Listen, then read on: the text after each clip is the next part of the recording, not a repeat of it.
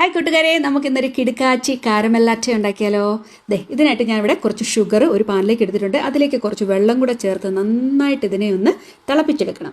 അപ്പോൾ നമ്മുടെ എയിം എന്നാന്ന് വെച്ചാൽ ഇതിനെ ഏകദേശം ഒരു ഓയിൽ കൺസിസ്റ്റൻസിയിലേക്ക് കൊണ്ടുവരിക എന്നുള്ളതാണ് കേട്ടോ. നിങ്ങൾക്ക് എന്തെങ്കിലും ഫ്ലേവർ വേണമെങ്കിൽ ആഡ് ചെയ്യാം. നമുക്ക് എന്തായാലും ഇതിലേക്ക് ഒരു 2-3 ഡ്രോപ്പ് വാനില എസൻസ് കൂടെ ചേർത്ത് കൊടുക്കാം. അറ്റ് ദ എൻഡ് നമുക്കിത് ഇങ്ങനെ ഓയിൽ ഒഴിക്കുന്ന പോലെ നമ്മുടെ ഷുഗർ സിറപ്പ് റെഡി ആയിട്ടുണ്ട്. ഇനിയിപ്പോൾ നമ്മുടെ മിക്സിയുടെ ജാറിലേക്ക് കുറച്ച് ഐസ് ക്യൂബ്സ് ഇടുക. ഈ ഷുഗർ സിറപ്പ് നിങ്ങളുടെ മധുരത്തിന് ആവശ്യമായത് ഒഴിച്ചു കൊടുക്കുക.